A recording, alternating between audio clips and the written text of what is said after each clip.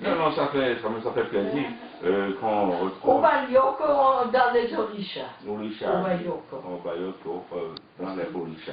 Et voilà. Mais est-ce que votre expérience aujourd'hui, est-ce que ça vous dit de donner des idées à d'autres personnes qui qui cherchent aussi leur chemin? Parce que c'est en cherchant votre chemin que vous êtes arrivé à retrouver Orisha, Cuba, tout ce que vous avez retrouvé aussi au Oui, Bénin. c'est pour ça, aujourd'hui, on a beaucoup de possibilités, non? Il y a les radios, il y a l'Internet, il y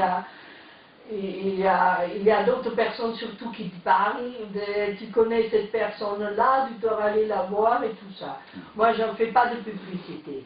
Oui. Je n'ai pas une grande page d'Internet ou quelque chose comme ça. Il y en a quelque part, j'apparais parce qu'il y a des photos et tout ça, non? Oui. Mais je n'ai pas de page Internet moi-même. Mais pourquoi ne pas faire des pages Internet? Pourquoi ne pas faire Parce de la... que je crois que tout le monde qui me cherche me trouve. Ah bon? Et puis, on va travailler plus, Oh. travailler juste Voilà. toute la journée. Ah bon. Bon, mais vos élèves n'avaient pas de Pas collaborateurs encore qui puissent... non, parce que plutôt ici, les jeunes ne sont pas... Et alors, j'ai plusieurs collaborateurs ici avec mon non, ma dame là. Mais en vrai, et surtout qu'ils n'ont pas les mêmes initiations, pas tout le monde a la force d'aller jusqu'à l'Afrique.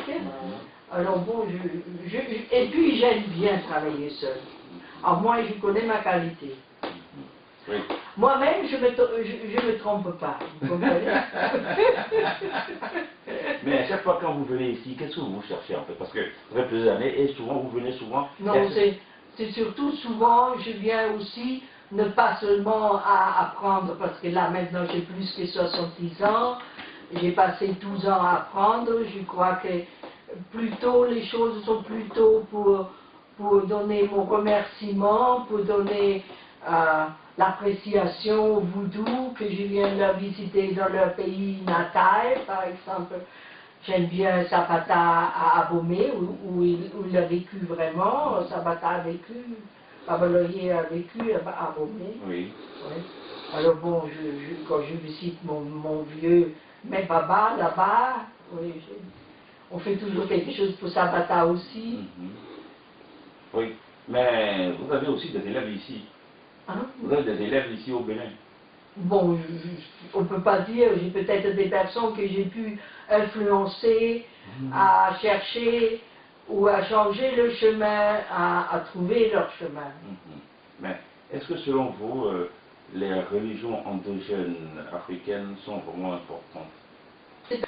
Bon, il paraît que le personnalité se montre en Afrique.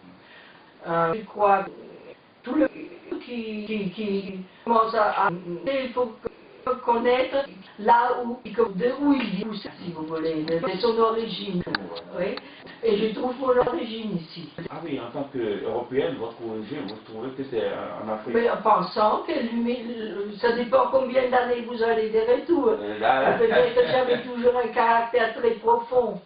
Et c'est pour ça que je suis venue ici. C'est que déjà, il y a longtemps, j'étais dans une groupe au travail avec des Africains. Et puis il y avait un qui s'est monté et qui dit, je ne comprends pas, je suis dans une groupe de 12 Noirs et puis vous êtes la seule Africaine ici.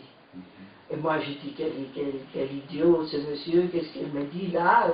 J'avais 35 ans ou 40 ans, oui.